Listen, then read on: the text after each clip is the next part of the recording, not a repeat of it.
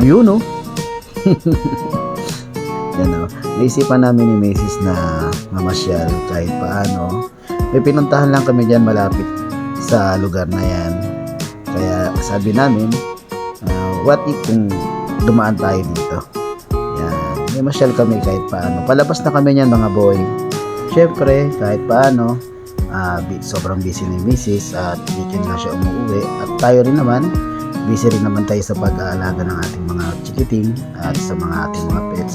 Bigyan natin ng oras kahit sandali lang na makapagsuluman lang sa ganitong lugar, diba mga boy? Diba? Pumunta pala kami dito sa may Ninoy Aquino Park and Wildlife Center at bigla kaming nagutom, kaya malapit din dito sa wildlife may isang kainan banda sa may BIR Road. Sikat na kainan to. Ito nga yung mga menu nila. Nilagang kalabaw, sinigang na baboy, kulay, sisig. Yan, murang-mura lang yan at sa halagang 110. Ang kanilang special menu dito, yung nilagang kalabaw. Yan, ito naka-order na tayo. Yan, 2 nilagang kalabaw ang in-order natin yan. Tag-isa kami syempre ni Mrs. Syempre kanin, kaso isa lang at 2 soft drinks. Hindi kasi ako pinagkakanin ni Mrs. Kainis. Ang sarap pa naman yan sa kanin mga boy, di ba?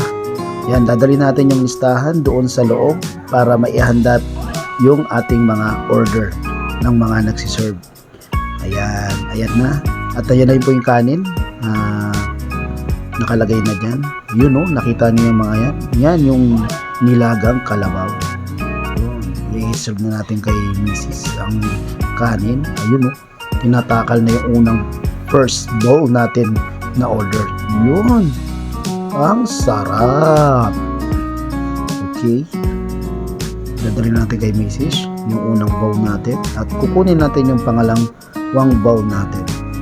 Yun o, sabaw again. Talaga naman. Salamat ate.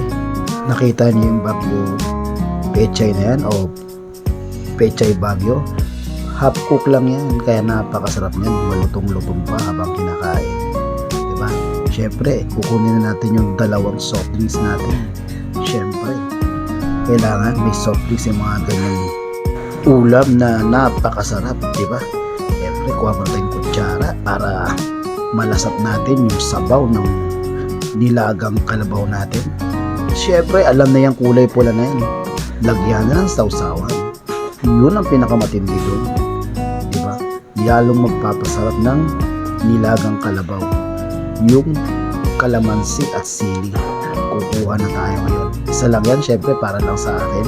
2 kalamansi, isa kay Mrs., isa sa akin. Diba mga boy? Ganun talaga. Hindi pwedeng makalimutan yung mga ganyang mga accessory sa pagdating sa pagkain. Diba?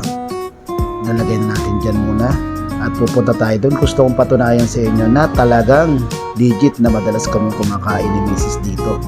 Eto na natatakpan lang yan eto, see mga boy, yan ang sticker natin, diba?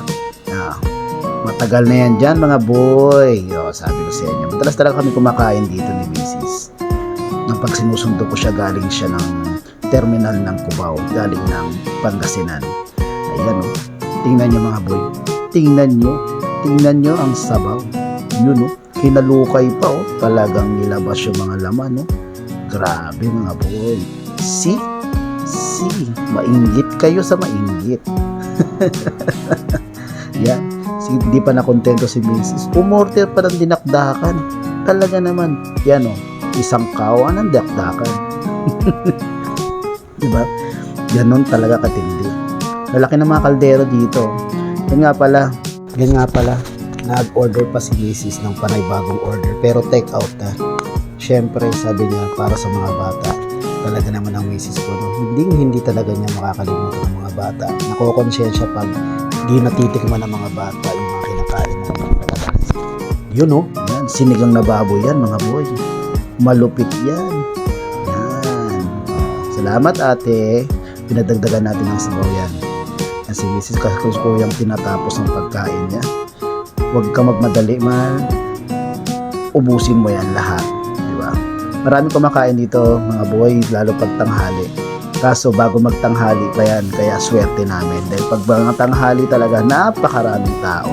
Nagpapadeliver yan mga boy. Hindi lang basta-basta punta kayo dyan at mag-dine-in kayo. Pwede magpa-deliver. Yan po yung Paraon Eatery. Yan. At located siya sa 499 BIR, Diliman, Quezon City, Metro Manila. Maraming salamat mga boy. Nandito yung video namin at peace!